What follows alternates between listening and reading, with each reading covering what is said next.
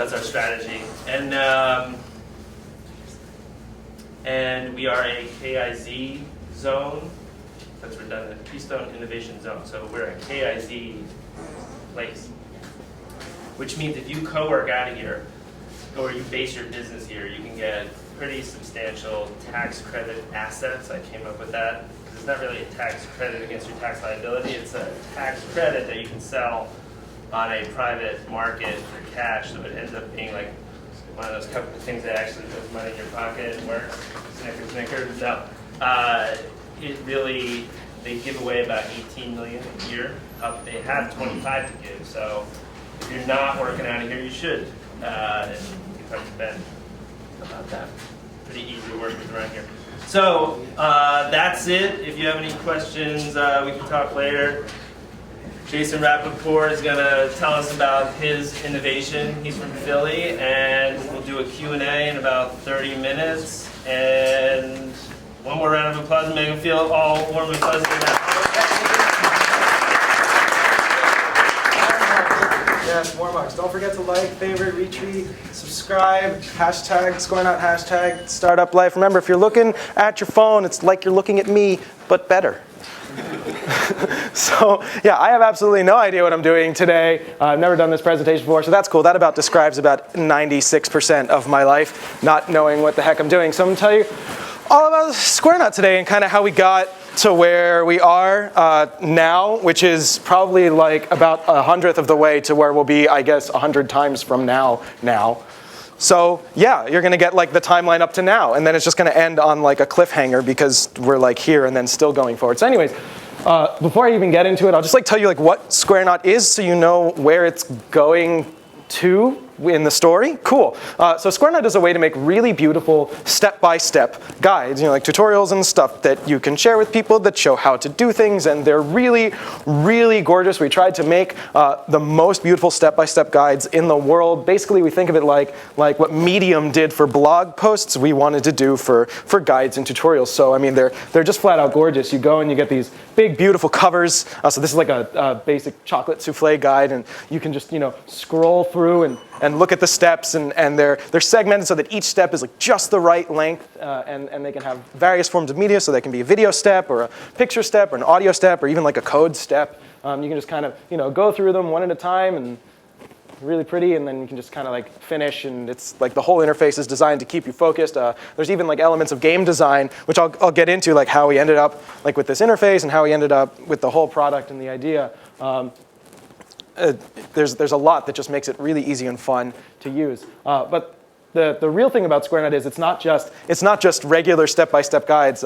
It's actually flowcharts full of things you can do. So the way we think about step-by-step guides is that no one's brain works in these nice straight lines. You're gonna always be dissatisfied with this thing that you're looking at. So you're gonna end up like going back to your Google search and finding a different guide that's better suited for you. But we're like, well, what if we just built these in to the guide so that you could swap in at different points, like things that would be better. So like we can go back to this guide now, and it has what we call a branch on it. And when I scroll to the third step, you can see like Squareknot shows you options like a choose your own adventure book of other things you could be doing that might be cooler than what you're doing now. And if I like it, and just kind of hover over it, do this lemon almond souffle instead of this chocolate souffle, I can click it, it slides into place, and I can actually like look at what would that be if I did it? Does it need any new supplies? What's the first step? If I like it, I can just select branch, and it'll switch into that branch just like that, and the old step will come back from the side. I can go back to doing a chocolate souffle if I want, but I can now go through this guide, and it's completely different in the future, and you end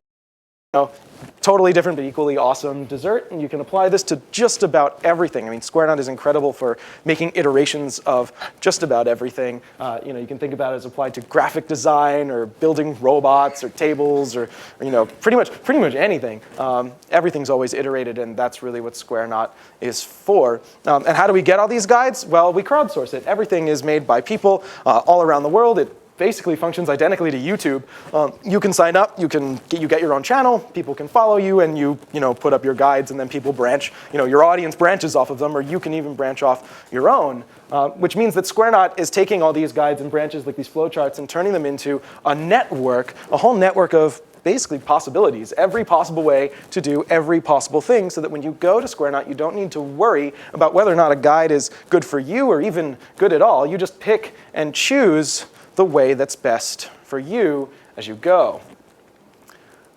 But how did we get here? I mean, it's been a very long road getting to this product, and there were many iterations and pivots along the way, and it really kind of all started in 2005. Very long. Wow, that's 10 years ago now. Holy crap! That moment when you feel you're old. I'm 25, by the way. So it really started in 2005 when I started running a small site called Zelda Universe, which nowadays looks like this. Universe is the world's largest community of Legend of Zelda fans. I mean, it's just absolutely massive. There's over 600,000 people on it. I normally put this in. I don't know why I didn't, but we frequently get to sit down with like Nintendo executives. Like in 2013, we sat down with Eiji Onuma, the creator of the Zelda franchise. Last year, we got Reggie Fils-Aimé to do the Ice Bucket Challenge. He's the CEO of Nintendo of America. So it's a lot of fun we have with these guys because we're pretty much their only link to their English-speaking fan base. But in 2005, it was not very large. Well, it was still pretty dang large. And my friend Lars, who lives in Norway, was running it, and he wanted to go to college, and I was writing all of his strategy guides. And he's like, "You want the site?" And I'm like, "Hells yeah, I do." So I bought it from him, or rather my mom bought it from him by giving me a loan. And my mom is very nice. And I won't say how much that was because it's too much. And she is very nice. And I bought it from him, and he got a car, and I got the site, and I've been running it ever since. The layout that you see here, actually, immediately after I bought it, I contracted the guy who did the UI for Contra 4 on Nintendo DS, and he built we designed the UI for this. It was so cool to work with these people. But when I was on Zelda Universe, really all of it was done on a message board, kind of like this. This is actually the message board redesign we just released like last week. So it's like the prettiest message board we've ever had. The message board itself is about 75,000 people. And it's actually stayed kind of constant for a while because message boards aren't really growing on the internet anymore. But back when I joined, there were maybe like 25,000 people on it, and that was still like pretty big. I made a ton of friends as like a 15-year-old on Zelda Universe. I would spend all my time in front of the computer just talking on the forums. And a lot of that was spent in the graphic design forum that was there, which is weird because it's a Zelda forum. I'm supposed to be talking about Zelda, but no one talked about Zelda. The in-joke is kind of like, don't go to the Zelda sections because like that's where all the noobs are, and we're just not going to talk to them. We're going to do our own stuff. So people in the graphic design board it would share like little tutorials, and I'd learned Photoshop that way. So by the time I was out of high school and I went to college, I was kind of like, well, wow, this is, I like know a lot. So like threads like these still exist. This is actually, I screenshotted this yesterday. These are still like, this is a guy sharing a voxel model of Link. He's like making his own game. And people are asking him questions about, how did he make this 3D model voxel Link? And it's so cool. You just go there and learn all about graphic design, and it's a Zelda board. So this was a huge part of like kind of my teenage years-ish, because I would spend all my time here. So it kind of comes back later, and you can already like see why this mattered. But it wasn't obvious to me, like for basically all up until 2013, it wasn't obvious why that was important. So in 2005, I spent a lot of time working on web stuff, and I made a spin-off of Zelda Universe called Zelda Wiki, which is this here, and it is exactly what it sounds like. We always knew that Zelda Wiki was going to be really huge when I started it, but I don't think we understood just how big it was going to be. Zelda Wiki now, I usually say it's 3 times larger than Zelda Universe. Now it's 9 times larger than Zelda Universe. So a Zelda game was recently released, Majora's Mask 3D for 3DS, which if you have a 3DS and you haven't bought Majora's Mask 3DS, you should run out and buy it right now. Zelda Wiki has now hit 90,000 unique visitors a day, which is ridiculous. A day. I can't even like comprehend that many people. So it's quite insane that how big Zelda Wiki is.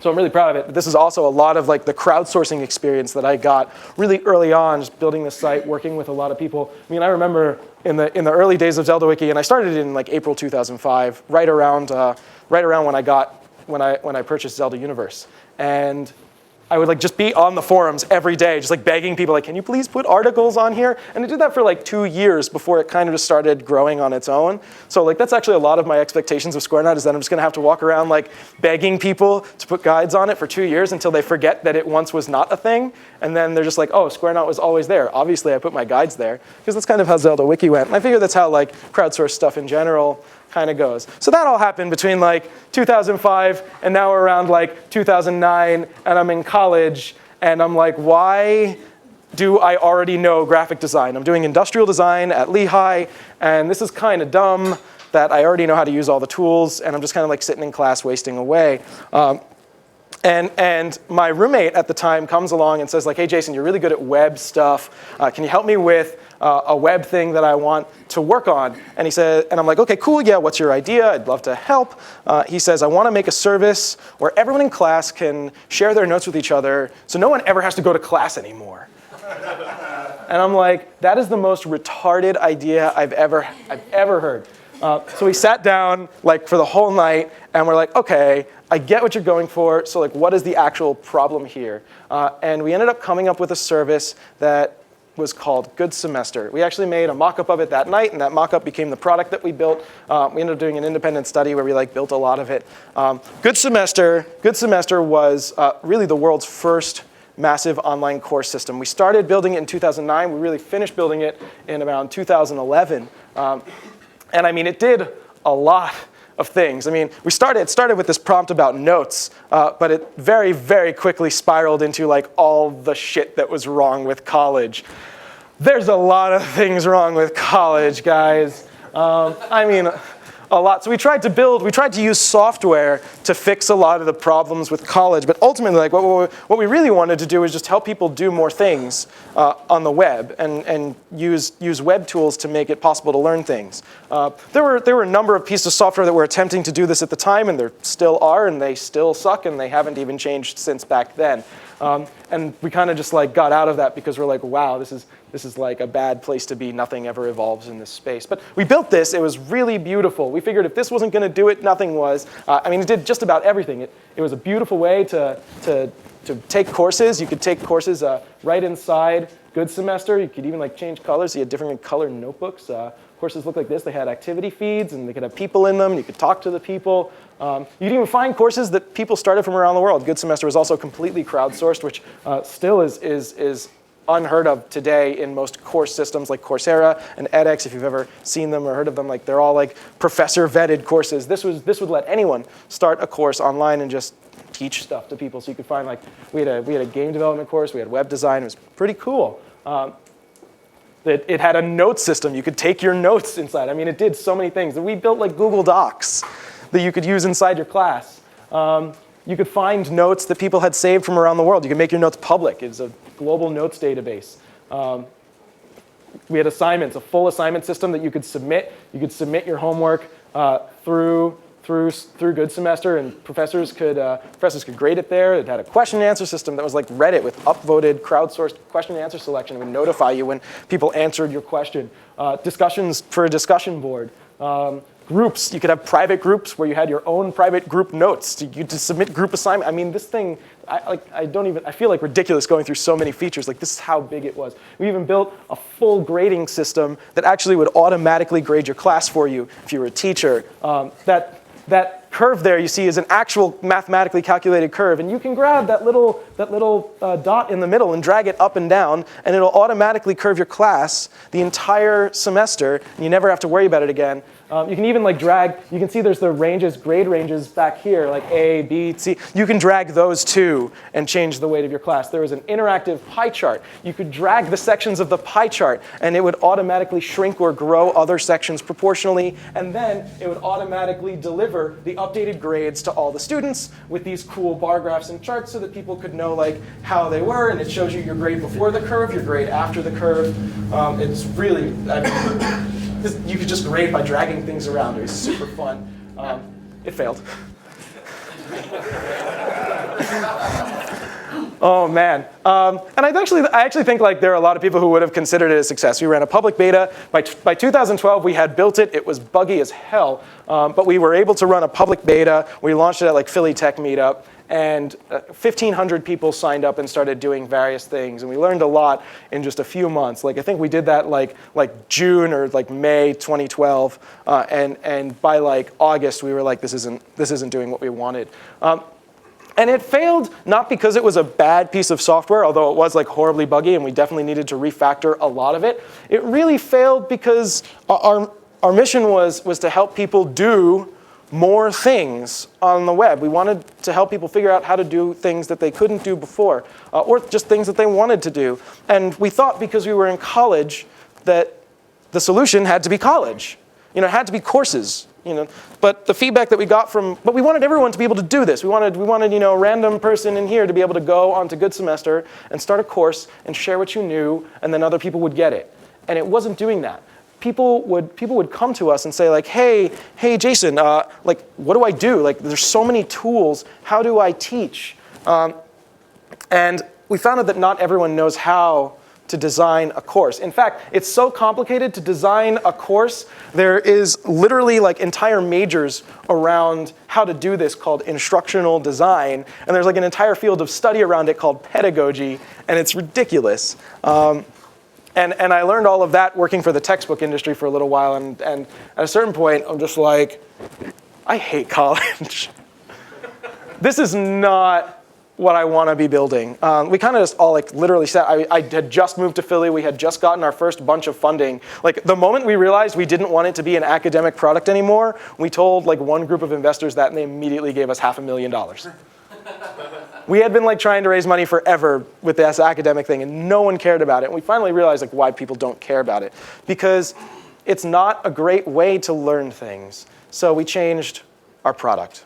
And this is like a huge moment for us. We were really distraught. It was like a powwow in my apartment around a box because I had just moved in. We were like literally sitting around a box in my apartment on Rubbermaid boxes. And we're just like, yeah, guys, this thing sucks. Like, it absolutely sucks. One of our developers actually like quit. It was he called me up in the morning and he's like, I either want like $125,000 a year or I'm out because your product is shit. And I'm like, why is it shit? And he's like, it's basically nothing more than, like when you strip out the academic stuff, which is what we had started doing, it wasn't anything more than a glorified message board that we said, use it for learning stuff. And we really it was very hard for us to accept that because, confirmation bias and everything. We really wanted to believe that it was the thing that was going to help people learn. But when we finally just sat down and accepted that it was not the thing and bawled our eyes out for a little bit, and we're like, yeah, we got to change this. That was in early 2013, and that's when we came up with Squareknot. And I think that's probably like the most important thing that we just kind of had to sit down and accept, like our thing was wrong, but our mission is right. We want to help people do more things, and we had everything we needed to do it. And I think that's the other thing we didn't know is we already had all the solutions and everything we needed to do it. And you can already tell how it added up, but there's one other piece that was missing, that we had some leftover technology from GoodSemester that was originally going to be GoodSemester 2.0 that everyone said, oh my God, this is amazing. If I could have this right now, I'd give you $1 bajillion. Can you just please make this one thing? And we called that thing Test Kit. People would frequently ask, GoodSemester does like everything. Why can't it give my students a test? And we thought really hard about that. And we had designed a system that was basically the most advanced adaptive learning system in the world. Adaptive learning, if you don't know what that is, it's very like academia term. It's basically like digital tests that learn about how smart you are. I think I have a slide about that. Yeah, it automatically guides you through questions based on your intelligence level. So as you answer a question, and if you get it wrong, it gives you an easier question, and if you get it right, you get a harder question. But we could take this basic concept and apply some really cool algorithms to it, and maybe do things that are not just questions and actually guide you through a whole curriculum. And I mean, wouldn't you know it, the way that data is stored, that it picks a path for you to take, is stored in trees. So I mean, in the back end, Test Kit looked a lot like this. which is a lot like what modern Squareknot looks like on the front end. So how do we get from like the back end of this test kit thing to the front end of Squareknot? Well, turns out adaptive learning was a really hot thing that was getting millions and millions of dollars in funding around that time.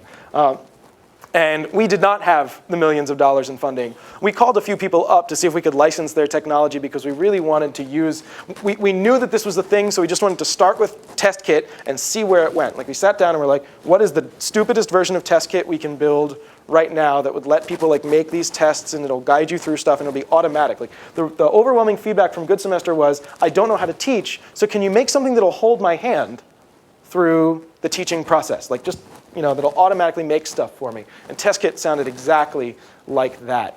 When we called up all the people who were building adaptive learning things that had raised like $50 million, they all told us that their shit was dumb and that we could build it in a night. And so I'm like, wait, I wanted to pay you money. Okay, fine, I'll just go do it myself. So we did, and we sat down and we're like, we don't have $50 million. What is the stupidest version of this thing that we can build right now? And we said, well, the stupidest version of like this fancy test that's going to guide you through all these trees and paths, is a step-by-step guide. We actually said that. We're like, it's a step-by-step guide. Instead of a question, it's just it's any arbitrary thing, and then you just put them together, and it's a tree. It's a flow chart. So we're like, okay, we're going to make flow charts. We're going to make flow charts out of this. So how do we make the flow charts? We're just kind of like, we're literally like dumbing it down as much as possible. We're like, why don't we just let people make it? We just like let other people do it. And then like, okay, well then how do we automatically have it pick which one that you're going to do? I guess we don't. I guess we're just like, let's just let people pick it. And it just kind of like, that was like the stupidest thing that we could think of that just made sense. And then we actually kind of like applied it in our heads and we're like, this actually sounds really great. This actually sounds like these branching step-by-step guides sounded incredible. And we actually liked it way more than all this automatic stuff because it was more interactive. It was more fun. Like I could actually get involved. And it was way more like my style, which was the Zelda Universe style, like these threads where I would share graphic design stuff. And we kind of just sat there and were like, how did we never want to do that? Like, this is the kind of stuff that we all love doing. We do it on the internet all the time. We're on these threads, talking to each other, sharing how we do stuff. And we loved this idea. Like, we went nuts for it. And so did everyone else. It turned out to be a really great way to figure out how to do things. And we wouldn't have ever gotten to that idea. So like this is really like where we are. Like we're actually like we're building it, and we're kind of like not done with it. We actually launched the first public beta of Squareknot in November 2014. It's really beautiful. It's squareknot.com. Like this is like recent. We actually just finished it after over a year of, I think it was like, oh my God, like almost 2 years building the back end systems that could make the front end. And it's really gorgeous. So for us, what Squareknot really represented was a new beginning. And Squareknot went through its own like lots of iterations, but for the most part, like as soon as we found that idea and we just accepted that we needed to, first get rid of our confirmation bias and understand that not everything we build is wonderful. I think we go into Squareknot nowadays thinking that branching might not be the solution. We've been working on it for 2 years, but we worked on GoodSemester for like, 2009, 13, I can't do math in my head. A lot of years. We worked on GoodSemester for a lot, and so we've kind of learned like you need to detach yourself from the idea and attach yourself to the mission.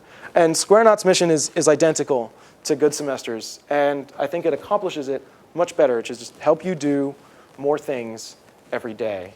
But Squareknot was designed when we found out we needed to help other people do more things. And now that we've solved that, like I think we've got something, a starting point, a beginning, where we can take that and iterate it as much as possible. And if branching isn't the thing, we'll find another thing. But we're pretty happy with it for now, so we'll see where it goes. And that's where we are, and that's how we got here.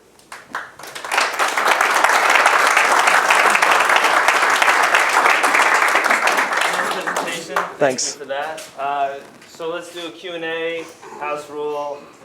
State your name, who you are, in less than 10 seconds, and then your question. So, Kyle. Yes. Kyle Hudson, 22 North Digital. I noticed that you started off with Zelda Universe making guides, Mm-hmm. and you come full circle. Do you think that do you feel like you've come full circle, or do you feel like that it was just happened to be that way? No, I feel like I've come full circle. Like, I think that was the big, like, you know, when the moment we were talking about test kit around that box and we're like, what's the dumbest version of this? It's step-by-step guides. And in my head, I'm like, oh my God. Why did I waste so many years? Like, I could have just like ripped Zelda Universe and been like, we're gonna make this. But like it, you know, you spend so much time in other places. Like, you know, Zelda Universe happened, and then I'm like, boop, and then I'm in college, and all of a sudden, like, you know, Zelda Universe is a separate thing, and the two like never really became related until one of them had to go away, and then it's like, oh, obviously it should have been that, but you don't realize that because you're so entrenched in these other things you're doing. You just kind of have these blinders. So yeah, it is completely full circle, which is why it makes so much sense, to me at least.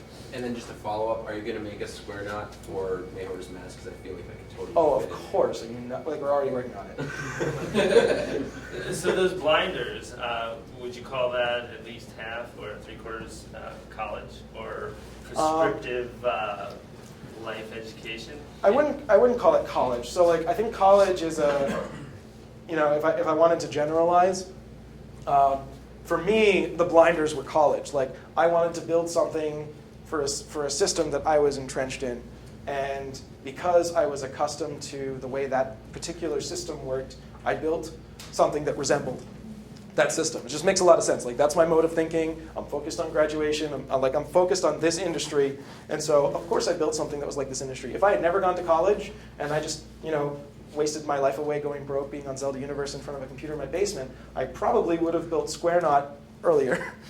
Weirdly, because I wouldn't have had any of these preconceived notions of college. But I will also say that the things that I learned about pedagogy and instructional design, which are things that no one should ever have to think about, have profoundly informed and enhanced Squareknot's design and utility. So, like, Squareknot has better guides because I did GoodSemester and I know about learning. But it is not about learning and college. So it's one of those weird things where there's a clear intersection, but I just need to get out of that industry and, yeah, anyways, yes. I'm Andrew Schwab, an entrepreneur and also an advisor to the lab. I'm curious that you've only had Squareknot live here for a few months on the public beta, but what's the most surprising thing that the community has contributed that kind of, your light bulb went off like, wow, I never thought that anyone would do that? Memes. Probably memes, like step one, do this random thing. Step two, something. Step question mark, profit. Like, Squareknot's just fun. People not using Squareknot for straightforward guides, but really just having fun with it, which I guess like is something I always wanted, but they're having more fun with it than I would have thought. So it's actually really cool. Like, when people put up stupid guides, I'm like, there's like a whole class of just like stupid guides. And people just branching off of each other doing stupid shit, and it's like great. You know, we don't tell anyone to police the content on Squareknot unless it's like either genuinely offensive, pornographic, you know, YouTube rules. So when this stuff pops up, we're just like, oh, that's what the community says. So it's kind of cool. Yes. Yeah, Chad Wingrove, one of the coworkers here. Yeah, kind of along the same vein, that just got me thinking about like bad life hacks. Do you have any type of policy to kind of separate those out? No. So it's all crowdsourced. So like one of the things that we're building is a like system. So we're going to be able to eventually, you know, have a recommendation engine that tries to sort the things that the community likes from the things that they don't. So, you know, yeah, I mean, inevitably in any crowdsourced system there's going to be bad stuff, you know. But YouTube doesn't delete the bad videos. They just try not to show them to you in search results and things. So people don't try to use forks to clean out the sockets in the walls. Yeah, the good thing is we have some really granular data about everything, so we can actually find out, even without a rating system, what guides are most finished by people. We actually built this really cool thing. It's either really cool or insanely creepy. We call it our active step detector. It's the thing we use to actually show you branches. We only show you one set of branches at a time, one row, so that it stays like a choose your own adventure book. You get one set of choices at a time. It keeps you focused, not overwhelmed with choices. But we can use that active step detector to automatically figure out whether or not you finished the step, and then by extension, the whole guide. So we can use that data to say, like, is this a guide that is often finished by people? And we figure out if you finished a step just by comparing the time you spent on that step to the average of everyone who's ever done that step, which is a great way to avoid things like checkboxes. You don't need to ever tell Squareknot that you finished it. It's just going to learn about you as you go, which is actually and I know I'm kind of getting on a little bit of a tangent here. It's actually the reverse way of building data from TestKit. TestKit said, we want to have all the data from the start and then have an algorithm that processes that data. Well, we're doing it in reverse. We built the tree and we're getting the data first, and then we have the algorithm first that we can apply to it and learn about you, and we're getting the data second, and then we're going to use that data to make an algorithm to get the data to make. It's a much better, I actually couldn't imagine how else it could have been built. I think TestKit, if we built it the way we wanted to, it would have failed because we would have had no way of getting the content. Or we would have had to get pre-built content. The way Squareknot works is just much easier to scale up. So yeah, I definitely got on a tangent there. Yes. I'm Dan Hoffer, I'm a partner in View Revolution. I have a two-part question. Did you build that presentation? Yes. What do you attribute your storytelling skills to? Probably doing theater and choir in high school. Yeah. That's the reason why I ask, is because you had the presence of somebody that's been trained in theater. I haven't been trained in theater, but I have been trained in voice. So I am a classically trained singer. Okay, required demo. Sing something. Take requests. Hi, I'm Peter LeBou, freelance UX designer. So how does Squareknot address the feedback that you had gotten earlier about teaching people how to teach people? So nowadays we have users, and it's the same way we did it with GoodSemester. We sit down with our users, we talk to them, and when they tell us something's up, we listen. I think with Squareknot, it's now gotten baked into our development cycle. GoodSemester, one of the things I didn't talk about is how we learned how to build software. Which I can talk about briefly, and it's just baked in now that we take feedback and it's built into all of our releases. We have time to iterate on feedback. With GoodSemester, the way our development worked was I would walk into a room and I'd say, hey guys, build this thing, see you tomorrow. And then they'd frantically try and build it, and it would not turn out the way I wanted, and then it would be buggy, and it was awful. Nowadays, we have people who are project managers, some of our developers are skilled in project management. We actually can track ourselves, and we do 2-week sprints. So every 2 weeks, Squareknot gets an update. And actually, our next update is this Friday, where we will be adding the ability to follow other people on Squareknot. So yay, we've been wanting that for a very long time. We're still adding basic features to the system. For a while, we were just focusing on guides and the guide builder. So every 2 weeks, in those 2-week sprints, there's time for us to take all the stuff we've heard from our users over the last 2 weeks and put it in these next 2 weeks. So there's maybe a 2 or 4 week delay on feedback addressingness, but that's pretty short. We're pretty fast now. We've just gotten really good at it. If someone said branching sucks, let's do something else. Well, good. We built this whole backend that's capable of doing a lot more than just branching. So we can figure out something else. If the answer was, instead of branches, it's tips, things that branch out and then branch back in. A lot of people have suggested that would be amazing. Yeah, okay, we can build that. We don't know the design for it, but we've also got a great design team. So we can do that too. We slowly, over these last several years, built up all the resources we need to really take on this kind of massive explosion. We've kind of built the bunker. Ever since the GoodSemester thing, we've just been prepared for someone to come in and say, everything you're doing is wrong. So we built a team that's able to address, if that were to happen, we could rebuild the whole product and do a whole new product. And luckily we haven't had to do that yet. But if we did, we could. So that's why we're able to address smaller things, like this button is the wrong size, or branching is not fast enough, or I would drag and drop for the editor, or the ability to rearrange steps. And we're okay, those are not as big as completely rebuilding our product. Let's do it. Is there an easy way to push, once you build a tutorial, all of these different places like LinkedIn, Facebook, that kind of thing? Yeah, that's already built in. So it's not automatic, but when you go to your guide, and right after you publish, we also offer you sharing options. So you can share it to Facebook, Twitter, and Pinterest, or over email. And there's a link that you can just share anywhere. Yes? My name's Eric Bergwall, Bergwall Productions here in Westchester. I can think of a lot of professional applications for something like this, serious certification training, things like that. I know that's probably not where you wanted to go with it, but Yeah, I think that's just not where we want to be. If we wanted it to do that, I'm sure it could, but it's not interesting to us.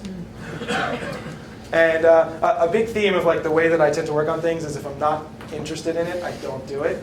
I have very, very strict beliefs about how I spend my time. I very firmly believe that you should never be spending time doing anything you don't absolutely love doing. It's the whole like wake up every day and if you're going to die, is this what you want to be doing type of thing. So it's. But I understand the aversion to academia, but again, there is this other professional world. Yeah, we tried it with GoodSemester. We actually approached several corporations with the course technology in GoodSemester, and what we found was just a giant headache. This to use a Steve Jobsian thing, it's a bag of hurt. Like that whole industry is just like, you go in there and they've already got all the materials in their format and they don't want to change it for anything. That's changing. So this would be, if they were to use Squareknot or even GoodSemester or anything like that, they'd have to completely redo all of their materials in an entirely new format, none of it being compatible, and they have to devote resources to it. And the one thing that never works is when you have to ask other people to do things for you. So it's just, I think it would just be a no, it would be such a huge headache, so much time and energy wasted. It was the same time and energy we'd waste trying to get colleges to use GoodSemester. And it's just, I'd rather build something that people love to use, that they want to use, and there's just more people in people. But do you guys use it internally for your wiki or for your team? If someone trains somebody on something else, why not make us Squareknot out of it? And so you don't have to do it again. Yeah, we don't. We don't use it for that. We've imagined using it for that, but at the end of the day, what we would rather use it for is the stuff that we use it for. So we actually we're okay with not having a private Squareknot for us. Even though we have imagined it, it's one of those things that we've thought of doing in the future is building like a subscription thing that would get you like a private channel on Squareknot that only that you would define who accesses it. And I think that's about as far as we would go into that area. Like we wouldn't specifically sell to corporations or schools, but we might, and I say might, like big might, offer like an eventual $5 a month thing that gets you private, like a private area in Squareknot or multiple private areas where you can make branching guides with other people. Yeah, for training, that could be a pretty good. Yeah, but not it wouldn't be like specifically marketed toward training. Yeah, I'm gonna pick out some new folks. I think I've seen you. I'm not sure. Sorry, what's your name? Jordan. I'm an intern here.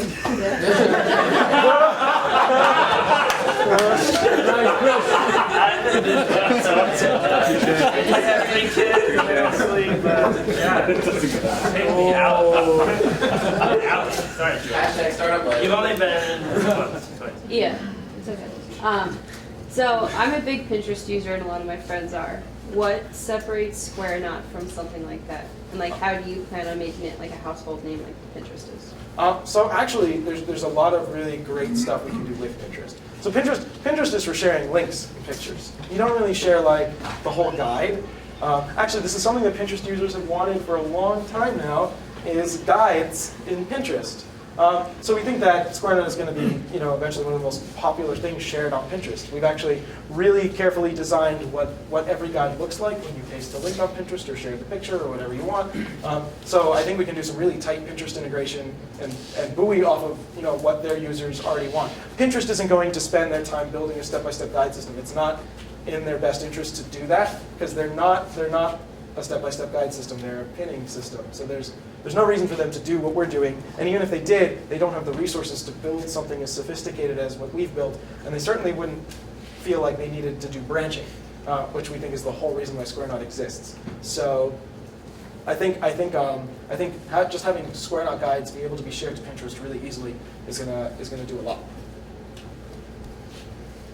Ben? Can you talk to us about how your design background has really built into Squareknot's mission and the overall aesthetic of the product? Yeah, so if you can't tell, Squareknot is a very design-heavy company. Like we're very much design first, engineering, I guess, I wouldn't say second, but like slightly after first. Like we have phenomenal engineers that do some of the best work in Philly, and we've also worked with other people who like we work with a lot of the same people that Etsy works with on a core technology called Marionette. And so like we actually like have worked with Etsy's team, and they work with our team, and we actually share open source resources. It's really cool, which is really funny because we're totally going to put Etsy out of business one day. Don't tell them. Live streaming you just did. Oh, shoot. Hi Etsy. No, but we actually really love what they do. Maybe we'll like actually integrate with them instead. Who knows? We love you guys. We can delete that part. But yeah, like one of the things we do want to do in the future is like an e-commerce thing, where you can sell the stuff you make. So that would be really cool. But we work with their team, and so we have phenomenal engineers, but we also have really great designers. And you know, when I was in college doing industrial design, I actually started as an engineer, and then I switched into design because engineering sucked. So theoretical, and all I wanted to do was like 3D print stuff. So like day one in design, I 3D printed a cup, and I was so happy. But that design background, and obviously also like learning Photoshop and graphic design on Zelda Universe, which actually was like ended up being pretty legitimate. I knew more about graphic design than most people in the major, which was surprising to me because you know we were just a bunch of dipshits on a message board messing around with filters on Photoshop. But I don't think I would want to use software that wasn't beautiful and usable. Like I just can't. Like I can't use a piece of software that I wouldn't want to look at every day. Actually, GoodSemester, the design started getting really old very fast. Like the color scheme, people just described it as like vomit green. And we eventually did what we called like the great whitewashing, where we made GoodSemester white and light green. Actually, the light green that became Squareknot green. So there was a time where actually GoodSemester shared like this light green and white color scheme, and was very like Squareknot-esque looking. And that's when we realized we should probably just make a new product with this. Because this design is better, but the software, the service is bad. But I think like we always start with design because that's just where I come from. Is you know, I believe that design is the most important part. Like if you can't use it and if you don't enjoy looking at it, I mean, what's the engineering worth? You know, no one's gonna sit down and experience the wonderful engineering if they don't think it's a wonderful product. And so Slack. Are you familiar with Slack? Yeah, we use Slack. Yeah, we use Slack too, and it's really nothing. The technology is nothing. You know, it's not rocket science. It's rocket science, but it's a beautiful thing to use, and they got it right. And that's why I think the valuation is through the roof because it's great to use, and people like to use great things. Yeah. I think with Slack, especially it was a combination. Like we used to use HipChat, which is like the biggest. The thing is, HipChat and Slack are not that. They're actually almost identical. Yeah. It took us a while to understand. Like we tested this with Zelda Universe. So for anyone who uses Slack, slight tangent about Slack. So with Zelda Universe, there are over 100 volunteers that run the site, and we really cracked the code for keeping these volunteers around. Many of them have been working for the site for over 6 years, which is really cool. It's just a fun thing that people love doing for their favorite game series in their spare time. So we're like, where do we put all these volunteers? Well, for a while we had them on the message boards, and then everyone just kind of migrated to Skype. We had an IRC channel for a little while, but I just hate IRC. It's gross. I don't know why anyone still uses it anymore. So people ended up being on Skype, and Skype is also just awful for group chats. It's just the worst. Stuff doesn't sync. The app drains your battery. It's annoying. Skype is just annoying, like everything about it. So we tried HipChat. We're like, okay, how do we get people out of Skype? We used HipChat. And no one joined HipChat. We couldn't get anyone to join it. And I think that was because there was it was missing some features. It wasn't poorly designed. The apps weren't great, but they weren't bad. But it was missing voice and video calls, which is a very baseline thing. Slack had a great design, great implementation, web versions. Like they had both the design and the right features, not just more features, but the right features. And the biggest one was voice and video calls.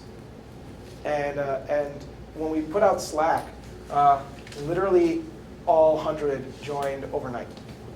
It was amazing. Like we actually didn't. It was like a test, and we're just like, try it, and everyone we're like, whoa.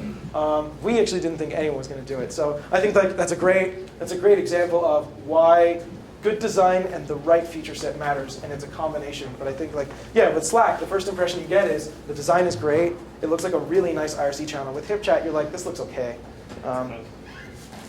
All right, a couple more. Hi, Kyle. Just Franny Chamber. The name. How'd you come up with it? Oh boy. So yeah, when we actually for a while we almost didn't come up with a name. So this was we knew that we needed to get rid of GoodSemester around like August 2012. So we continued iterating it just like because we didn't know what else to do. Like we were still working on it, building it based on like that technology stack, same code base. We built this whole whitewashed version that resembled Squareknot-ish. And we basically did this while we were searching for a new name because we didn't know what to do. So we spent like 3 months just like writing names on chalkboards all the way from Allentown to Philly. And there are like hundreds of names, and all of them sucked. I had, because of my choir background, I knew a lot of like IPA pronunciation stuff and about words in different languages. So I had like a list of criteria for like, this is what a name could be that's going to be pronounceable everywhere. It's going to be like fun to say. We want like something with like iambic pentameter. We want something that's like two or three syllables tops. It shouldn't be a portmanteau. We failed that. We failed a couple of them, but it passed enough that I was like, it's good. We didn't want it to be. I didn't want it to be camel cased. People still mess that up. There's no camel case in Squareknot. It's just only the S is capital. And then there was frick. There were like a few of these. Oh, and the domain name had to be available. That's a big one. And I didn't. And the other thing was I didn't want it to be directly related to what we did. Like a lot of companies, like I just generally dislike names like these. I don't know why. It's just like a fundamental thing I don't like. Is like, man, if we were called Learnatorium, I would have been like, that is cheesy as fuck. Also companies that put the word easy in their product name. Also the letters EZ. Why? Who does that? Why do people do that? Jesus, like seriously, the only thing that's going on in my head is like a company making a product for bathrooms called Easy Flush. I'm like, that is the stupidest product. I'm sure it works. Come up with a better name. And it's like, so for that, like, Starbucks has nothing to do with coffee. Apple has nothing to do with computers. The name of your company doesn't have to be what you do. It just has to be fun to say and something that people can remember. So yeah, we didn't come up with anything. One of my designer's friends randomly called us up from a bar one day and said, how about Squareknot? I'm not kidding. I'm not kidding. And she gets off the phone. She's like, Jason, my friend just called me up from the bar and was like, hey, what about Squareknot? And I'm like, you gotta be shitting me. That's amazing. And so I just Googled the name on the spot, and some dude was selling domain for $3,500. Bought it, trademarked it, done. Yeah, we couldn't believe it. Like that was like probably the luckiest thing that ever happened to us. It was fine. The name was perfect because of the meaning behind it too. So like we knew what the logo was going to be. It fit on iPhone home screens. Oh yeah, that was the other thing. It needed to fit on an iPhone home screen. GoodSemester didn't fit on an iPhone home screen. Too long. That's how much influence Apple has. So good or bad, whatever you take that as.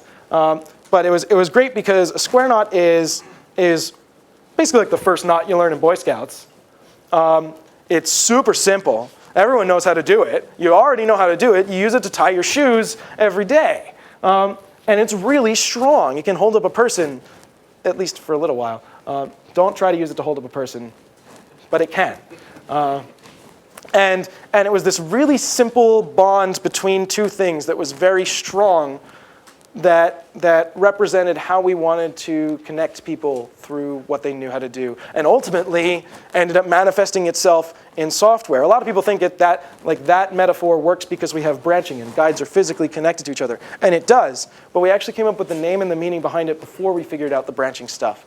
And the name actually really informed like, wow, if we're doing all this, we want to bond stuff together, well, this idea makes a lot of sense and really like stands behind the name. So there's this great deeper meaning when you think about it that makes sense, but it's not so in your face that it's corny. And that's why I really I'm in love with this name. All right, well, we're coming toward the end. Chris?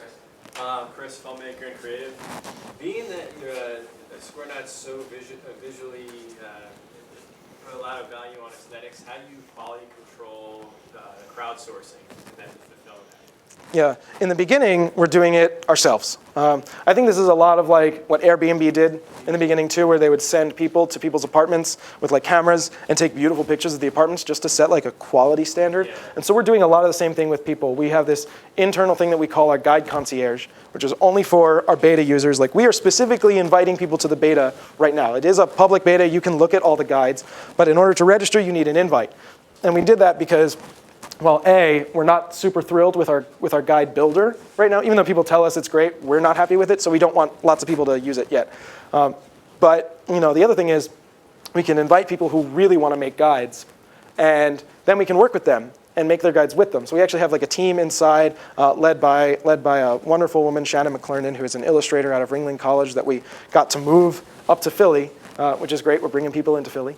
And all she does all day is just work with our beta users. And actually, like, she's gone out and taken photos with people and videos, and we'll make their guides beautiful so that we can set a standard. And what's the incentive for people to make guides? Is there any incentive like to put forth the effort to really make a visually? The same reason you use YouTube or Twitter or any other social media. Just to be there, watch numbers go up, and have a good time. Okay, yeah, I didn't know if there was any ad, like, on YouTube, if you're making guides and you create a following, you can run advertisements. We don't do ads, but I did hint earlier that we're thinking about ways that people on Squareknot could eventually make money by selling the things that they make. But for us, it's also very important to us that the initial reason for using Squareknot is not making money, because that tends to lead to like lower quality stuff, and people tend to not care about their guides and care more about the money. So we want Squareknot to be something that you want to use even without just as a great social media platform. Yes. One question. Ray Sarnakian, I'm an advisor here. So how do you monetize Squareknot? So that would be one of the ways we monetize is if we let other people sell their stuff on their guides, we would take a small percentage of each sale. Another way that we're thinking of monetizing is by selling the list of supplies that are attached to every guide. I think Squareknot is in a very interesting spot. And these are things that we're not going to do for like several years, by the way. Like our focus is really on growing and scaling, and I don't think we're going to really monetize until like Series B or something. We're really focused on just user growth and growing the platform as is. But the other thing that we've got is this supply system that we built, which is probably like the most advanced supplies tracking system I think in the world. I don't think any other step-by-step guide system treats supplies as anything other than a bulleted list. But we don't. When you create a guide on Squareknot, you add supplies on every step. Because of the branching, this is useful because we can actually trace the path of the branch and add up the supplies differently. So when you switch into a branch, we can actually tell you what are the new supplies you'll need, what won't you need anymore. And we even classify supplies as like tools versus consumables, so that like if you have a hammer that's needed for every step, well, obviously you don't need 6 hammers, you just need 1 hammer. So we actually are, and we're doing a lot of this manually. We're like, a hammer is a tool. And in our database, we're like, yes, hammer is a tool. It only adds up, well, it doesn't add it up. But that's eventually going to become the backbone of a really smart e-commerce system that lets you order any arbitrary list of supplies on any guide. So like if you see something cool that you want to do and you don't have the stuff to do it, this is very much our mission, help people do more things. Well, we'll buy the stuff from Squareknot. We'll put it all in a box and ship it to your door, and you get your box, and you have now you can do your thing. Or like keep a queue of this stuff. Like you could keep a queue of like projects and even branches, and every week or every month or whatever you set, will auto charge your credit card, automatically send you a box full of stuff. Do your project of the week.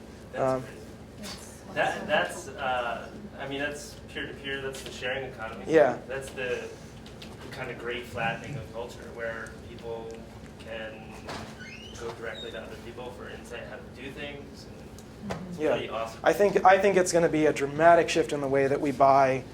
Everything that we need. It's all of it. It's you need stuff to do stuff that you want to learn how to do, and Squareknot needs to do all of those things. Okay, we got to wrap up real quick. How big is your team? 9. And where are you located? Center City, 18th and Market, in the Mellon Center. Is that a co-working or? No, we have our own offices. We're actually in the office of one of our investors. They gave us half their space. It's ridiculous. So we actually occupy like a quarter of a floor. And how big are you going to be 12 months from now? Probably like 15. Okay. And what can you say about growing your startup in Philly? Good, bad? Middle of the road? Good and bad. We had an article in Technically Philly a while ago that was like about how we raised 300K, and 300K is a phenomenally small number, especially for like what we need. Raising that, and we did it from all local investors, which I think is a huge accomplishment, just personally for me and for the city. But it was really hard to do that. I was very upset at like how the angels in the area were very conservative, and there was a lot of West Coast folks that wanted to toss us money that were like, we want to stay local, and we ended up having a really hard time doing that, harder than I think we should have. You mean you could have left for the West Coast and made it easier, but you wanted to stay? Yeah, we had folks who wanted us to move out west, and we just didn't want to. Like, we love Philly, so.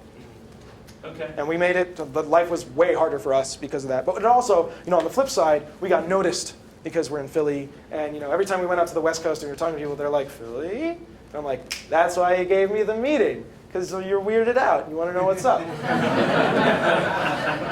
And it's true. Like, that's really it. Like Philly got us noticed because right now it's really weird for a Silicon Valley startup to be in Philly. And so all these Silicon Valley firms, like now we're friends with like every major Silicon Valley investing firm on Sand Hill, and we like go and get drunk with them. It's really fun. And one day they'll give us millions and millions of dollars, hopefully later this year. But okay, well, I really appreciate you coming. Let's give a round of applause.